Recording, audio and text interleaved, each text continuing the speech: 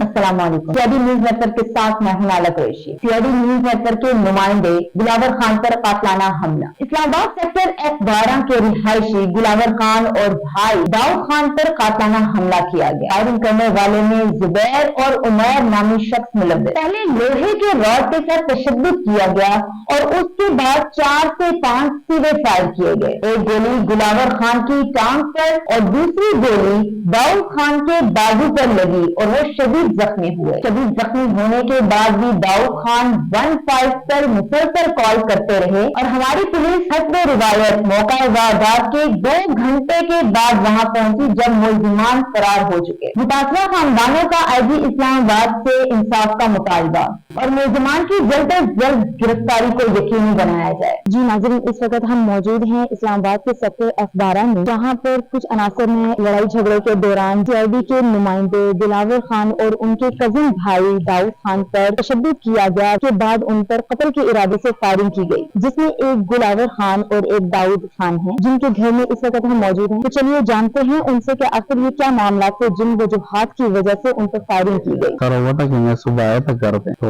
इधर पता चल रहा है कि मोहल्ले में कोई लड़ाई हुई, तो मैं गया उनके साथ, मतलब है कि बातचीत किए। एक कबाड़ी था उनका और साथ में मोहल्ले वाले थे, उनके आपस में हुई थी। फिर इसी दौरान मैं SHO साहब को भी मैंने फोन किया कि सर इस तरह मोहल्ले में लड़ाई होगी, तो इस बात को रफा दफा कर लेते हैं। उन्होंने मुझे कहा है कि मतलब आप इस तरह कर ले कि मेरी ड्यूटी है स्पेशल, तो मैं रात को 10 बजे आऊंगा। तो इसी दौरान मैंने उनको कहा कि ठीक है, जब आप 10 बजे आएंगे तो मैं आपके पास आ जाऊंगा। तो मैं घर आया, जब मैं घर पे आया हूँ तो मैं घर के अंदर जैसे एंटर हुआ तो बाहर से शोर शराबी की आवाज आई। मैं घर से बाहर निकला तो उनके साथ यहाँ के जो मुकामी है, मतलब ये अयूब है, उनका एक बेटा है जुबैर और उमर, इन्होंने इस तरह किया कि उनके बाड़ी के साथ आके मेरे घर पे मुझे डंडों के साथ मारा था और मेरे ऊपर फायरिंग करके फिर मुझे भाई गाड़ी में डाल के हॉस्पिटल ले गया था। ये सारा वाक्य हुआ। अच्छा, इसमें मेरे साथ दाऊद था, ठीक है, जिनको गोलियां लगी है, मुझे टांग पे लगी है, उनको हाथ पे लगी है, वो भी आया छुड़वाने की कोशिश की है, ठीक है, जिसमें मतलब है कि उन्होंने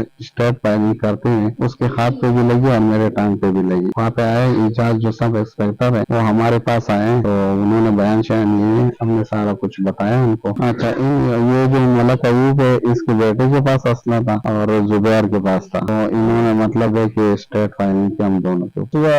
फर्स्ट टाइम जब लड़ाई हुई तो उसमें वो 2-3 बंदे थे और मैं अकेला था। फिर उसके बाद ये दिलावर आया तो ये बीच में बस सुलह करने उनके पास गया कि बस बच्चे बस लड़े, तो ये बीच में सुलह करवाने गया था सबके पास। बाद में फिर एक दफा ये लोग आए, तो शाम के टाइम हम सारे फारिग हो गए, फ्री हो गए, चले गए। हमने कहा कि बस इसके बाद लड़ाई नहीं होनी है, क्योंकि वो ताने चले गए, रिपोर्ट उन्होंने लिखा, तो वो अपने घर पे, हम अपने घरों में चले गए। बाद में ये लोग आए दिलावर के घर, हालांकि दिलावर का इसमें कोई लड़ाई नहीं, इसका कोई हाथ नहीं था, ये बीच में बस एक दाई का सिला करने के लिए हमारे लिए गया था। तो जब हम आए फिर उन 3 बंदों के पास पिस्टल थी, 3 बंदे, वो जुबैर नाम था और उमर और मलक अयूब था, और जो थानेदार के नाम से यहाँ पर पहचाना जाते गया था। तो फिर उन्होंने फायरिंग किया दिलावर के ऊपर, दूसरा हमारा दाई लगा। तो मेन इसमें जो सबसे अमरेज जिसके इनका जो बड़ा है वो थानेदार मलक अयूब है, और उनके कहने पर ये सब कुछ हुआ।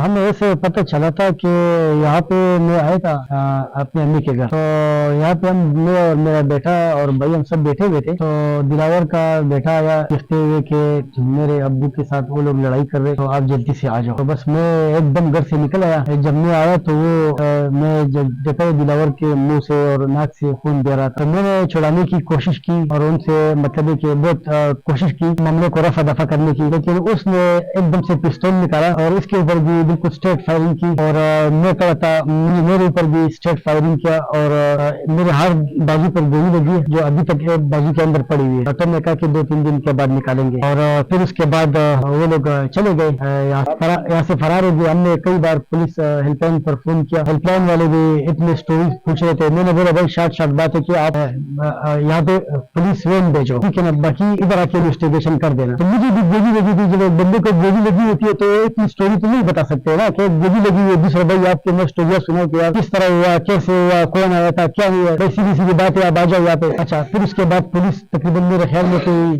4-5 घंटे के बाद पुलिस वाले आए और उनके साथ गपशप लगा के फिर चले गए। मेरे ख्याल में 6 शहीद अंदर पी के गए। गोली मेरे ऊपर एक था जुबैर और एक उमेर था और एक मलक अयूब था और एक कबाड़िया था, उसके हाथ में लोहे का राड था। ये 3 बंदे के हाथ में मैंने पिस्तौल देखे। अभी मेरे ख्याल में दूसरे दिन है, तो इन लोगों को अभी तक पुलिस ने गिरफ्तार नहीं किया। पाकिस्तान के कानून से तो हमें कोई उम्मीद है नहीं, हमारा तो ऊपर अल्लाह है और आज तक कोई उम्मीद न हमें है न हमें नजर आता है, लेकिन फिर भी हमने अपना फैसला हुकूमत के हवाले किया हुआ है। हुकूमत को कोई उम्मीद नहीं है, लेकिन फिर भी हमने कानून को फॉलो करते हुए क्या हो सकते है कोई तुक्का लग जाए। अगर कानून ने कुछ नहीं किया तो फिर हम क्या कर सकते। पहले भी पाकिस्तान में बड़े बड़े लोगों को इस तरह मारकर लोग आजाद घूम रहे, हमें भी ये लोग उन्हें मारा और आजाद घूम रहे। तो फिर तो जो बंदा खुद इस इदारे में रह चुका है ना, उसके तो फिर कितने जानने वाले होंगे। फिर पुलिस वाले तो आपको पता है कि पुलिस वाले का मतलब है कि बहुत दिफा करते हुए हर सूरत में इनको बचाते हुए अभी तक कोई कार्रवाई अमल में नहीं है मेरे ख्याल में। और जी इस्लामाबाद से हमारा ये मुतालबा है कि अगर आप